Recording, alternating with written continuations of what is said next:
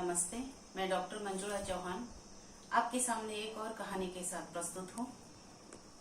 टूटते पत्ते। हाथ में लकड़ी थामे उठकर बाहर जाने की कोशिश करती है। 2 कदम भी आगे नहीं बढ़ पाती। कमला अपने आप से और अपनी किस्मत से नाराज होकर वहीं कुर्सी पर बैठ जाती है। भगवान, अगर मेरा एक हाथ एक पैर तोड़ देता तो अच्छा था। आंखें लेकर मेरा जीना हराम कर दिया है। रमेश के आने तक यहीं बैठे रहना होगा। पता नहीं क्या समय हुआ है, कब आएगा। तब तक यहीं बैठे रहना मेरी मजबूरी है। इससे अच्छा है उठा ले भगवान। कमला अपने आप से बातें करती हुई इधर उधर गर्दन हिलाती है। कमला 38 साल की स्त्री है जिसका बेटा रमेश है। एक हादसे में कमला की आंखें चली गई। अब बेटे पर संपूर्ण रूप से निर्भर है। सारा दिन घर में ही रहती है। रमेश एक दफ्तर में चपरासी है। सुबह उठकर सारा काम कर माँ को भी तैयार करके खाना खिला के उसे एक जगह बिठाकर खाने पीने के लिए उसके पास कुछ सामान रखकर दरवाजा बंद करके चला जाता है और फिर शाम को ही लौटता है। शाम को लौटने के बाद दोनों चाय पीते हैं और बाहर टहलने के लिए जाते हैं। दोनों का समय इसी तरह सामान्य रूप से गुजर रहा था। रमेश माँ से बेहद प्रेम करता था। उसके परिवार में माँ के सिवा कोई और नहीं था। कमला भी बेटे पर जान छिड़कती थी। एक दिन सुबह रमेश जल्दी जल्दी में रसोई का काम कर रहा था। तभी हाथ से कुछ गिर गया। कमला पूछती है, बेटा क्या गिरा? कुछ नहीं माँ, गिलास हाथ से छूट गया। इसलिए कहती हूँ शादी कर ले, बहू आएगी तो सारा काम कर लेगी। हंसता हुआ रमेश कहता है, कोई बात नहीं माँ, अब तो आराम से हैं, जिंदगी जी रहे हैं। फिर आपकी बहू के आने के बाद काम बिगड़ सकता है, जिंदगी बिगड़ सकती है, सोच लो। कोई बात नहीं बेटा, थोड़ा मैं भी काम कर लूंगी। जाने दो माँ, अब आराम से है, क्यों मुसीबत मोल ले रही हो, कहकर वहां से अंदर चला जाता है। हर बार रमेश कुछ न कुछ कहता है, शादी की बात को टाल ही देता है। कमला हर बार चुप हो जाती है। रोज बंद कमरे में सुबह से शाम तक बैठकर कमला तंग आ जाती थी, पर बेटे पर कोई जाहिर नहीं करती थी। फिर 2 दिन बाद माँ ने रमेश से शादी की बात फिर से छेड़ दी। तब भी उसने यही कहा। तो माँ ने कहा, देख बेटा, शादी जब होगी तब होगी। घर में एक काम वाली को रख लेते हैं, तुम्हारी मदद हो जाएगी और घर में मेरे साथ बैठी रहेगी। रमेश सुनकर भी अनसुना कर देता है। दफ्तर जाने के बाद रमेश सोचता है, माँ के लिए बहू लाऊं या काम वाली लाऊं।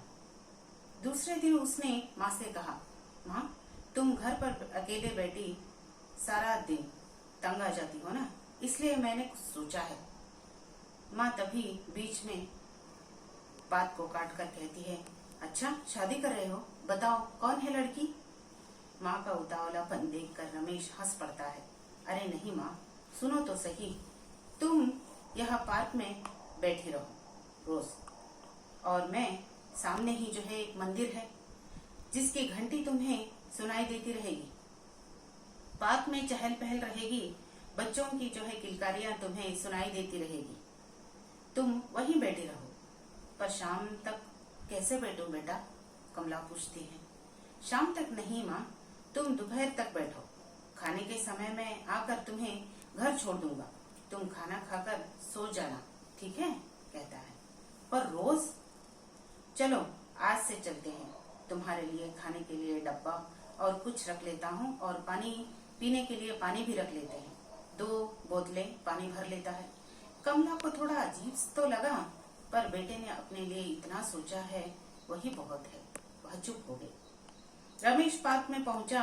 एक बेंच पर बेंच टूटी, जिस पर हर समय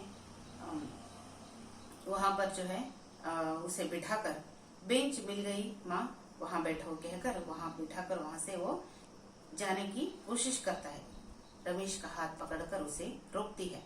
बेटा, मुझे बड़ा डर लग रहा है, इससे अच्छा है मैं घर पर ही रहूं। डरो नहीं, आराम से बैठी रहो माँ।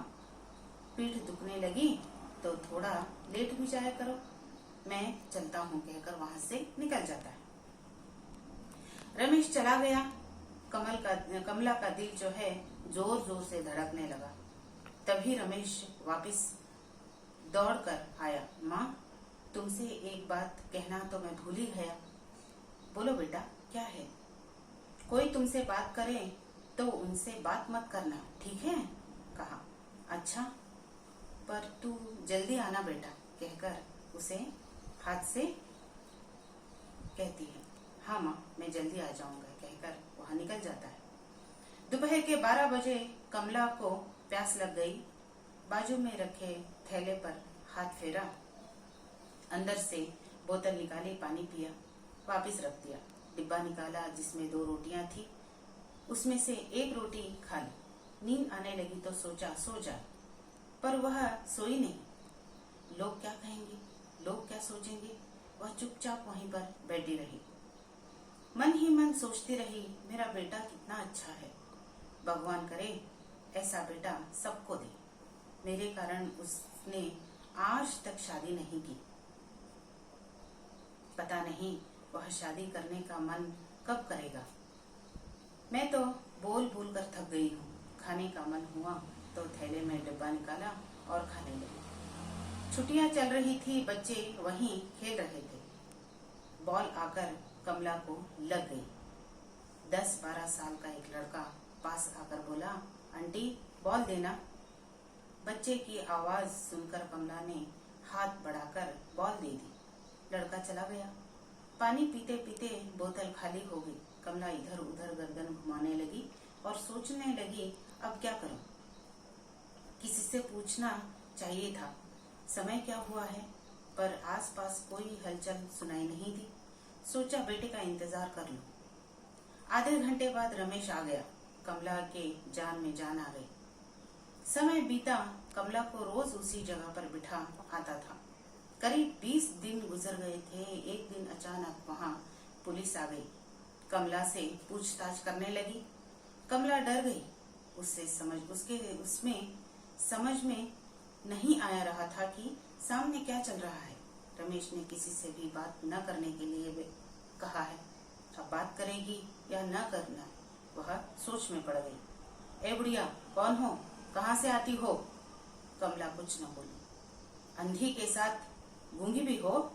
कमला डर कर पीछे सरकने लगी। रोज यहाँ कौन लेकर आता है और कौन छोड़कर जाता है? पूछा। कमला ने मुंह से एक शब्द नहीं निकाला। कमला ने उसके पास जो है बड़ा डिब्बे पर जो है पुलिस की नजर पड़ी।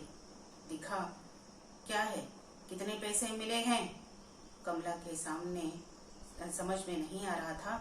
अब वह आसपास खड़े लोगों से पूछने लगा, कितने दिन से आ रही है ये बुढ़िया? किसी ने महीना कहा, किसी ने 10 दिन कहा, किसी ने 15 दिन कहा। भरपूर माल जमा हो गया है, क्यों? कहकर कमला की ओर देखता है। कमला की आंखों से आंसू बहने लगे। रोने का नाटक बंद कर, भीख मांगने में शर्म नहीं आई? अब पकड़े जाने पर शर्म आ रही हो? कमला का दिल बैठने लगा। रमेश कब आएगा, यही सोच रही थी। तभी भीड़ को चीरता हुआ रमेश आया। वह कमला के पास जाकर, माँ क्या हुआ? बेटा तू आ गया, ये लोग पता नहीं क्या क्या कह रहे हैं।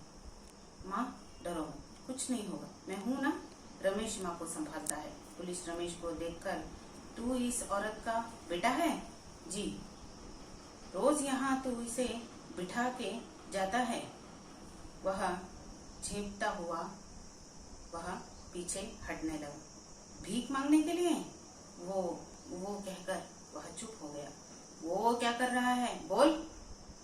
सर मुझे माफ कर दीजिए, आइंदा यहाँ नहीं आऊंगा। पुलिस अब थोड़ा ठंडा होकर, क्या काम करते हो? पूछा। रमेश ने कहा, चपरासी हूँ। बीवी बच्चे? शादी नहीं हुई है सर। तुम्हारी पगार में एक अंधी बूढ़ी माँ की देखभाल नहीं हो सकती?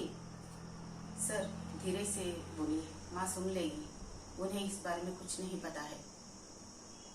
कैसे इंसान हो तुम, छी, घिन आती है। ले जाओ, आइंदा अगर ऐसा किया तो जेल में बंद कर दूंगा। रमेश माँ को लेकर वहां से घर निकल पड़ता है।